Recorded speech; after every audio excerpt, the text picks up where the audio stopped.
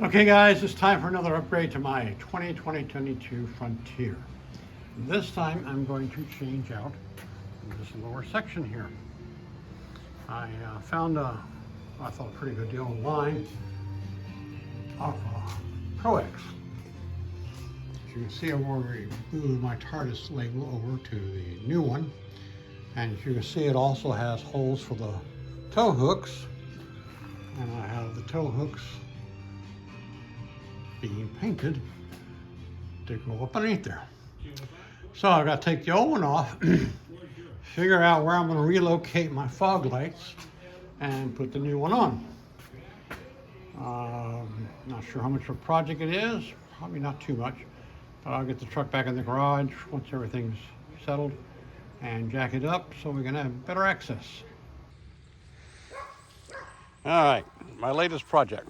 I replaced the front end of this SV with a ProX. You can see this whole lower section here has been replaced. So you have the skid plate, the lower section, and the tow hooks all installed. To do that, this whole front end had to be taken off. I originally did a video showing how to do that, but it got kind of complicated and time consuming and yada, yada, yada. So I ended up using a YouTube video. The video was actually used to help sell and install the lower front end section like that, but with a winch attached to it, aftermarket device. But it did a very good job of showing it, so I thought that definitely does a better job of than I would have done and saved me a lot of time and work. So I will post that link a little later on. I kind of like the look.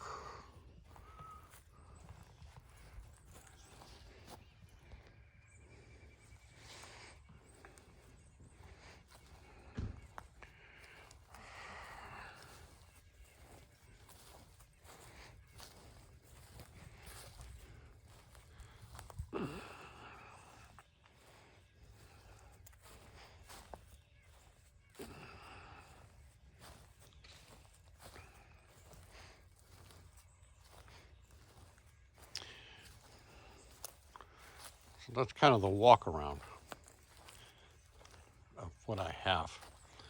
The front end removal was not that difficult, a little time consuming of course, and everything went smooth. I had moved my fog lights up from the lower section where I had them down there where the tow bars or the tow hooks are, and moved them up, which I like that position a lot better lighting and so forth.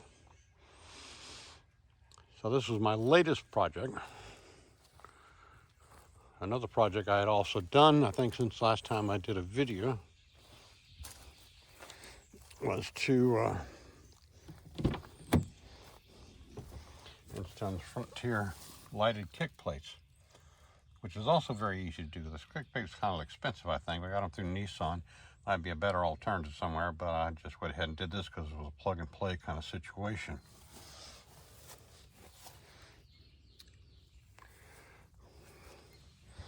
Like I said, I will publish online a little more details as far as that website you can go to remove the front end on this thing. Some people ask me, why did I do all that trouble? Why didn't I just buy a ProX? Well, truth of the matter is I was trying to buy a ProX. This is back in August of 21. And most of these had not arrived at dealerships. So I kind of been looking, surfing the web, seeing what local dealers were getting and when they were getting them. When I saw ProX start to show up at the local dealers, I went there and of course wanted to buy one.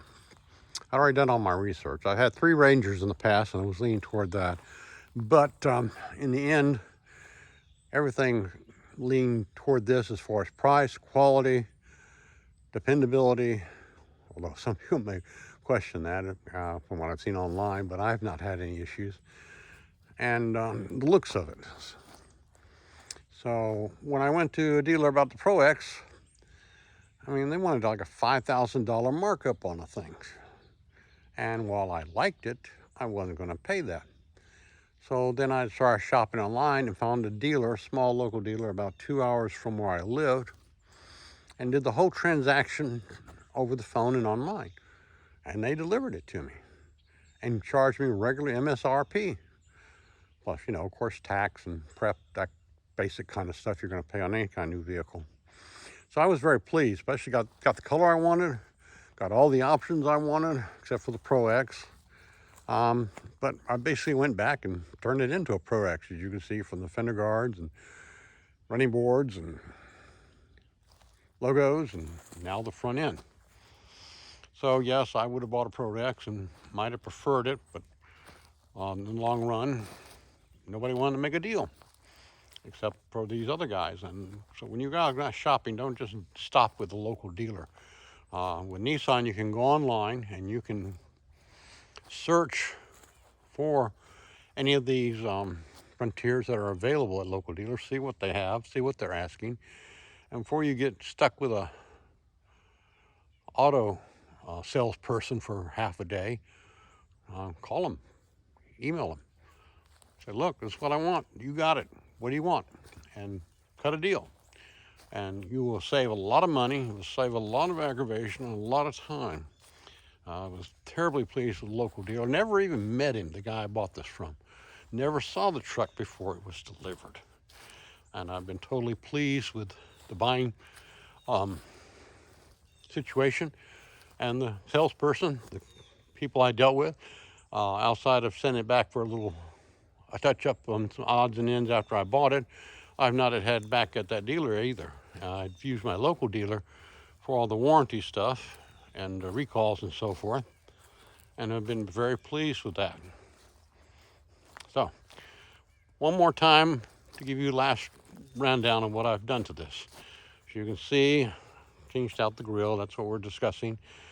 I changed out the Nissan badge to the red one.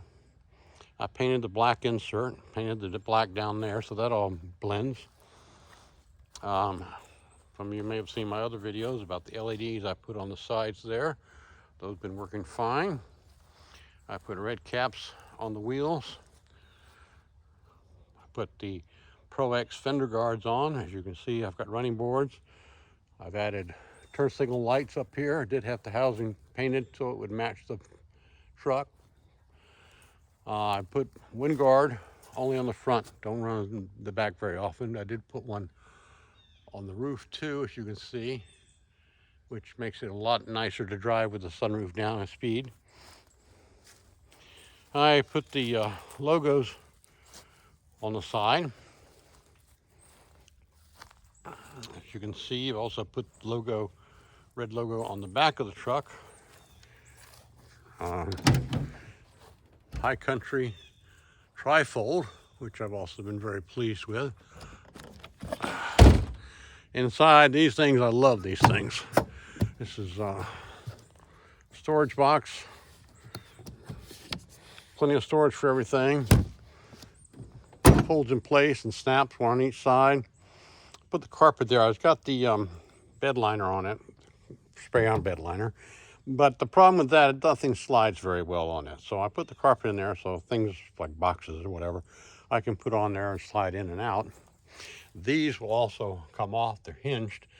So even if you install these and you need more room for hauling, you can pop them out in 5 minutes.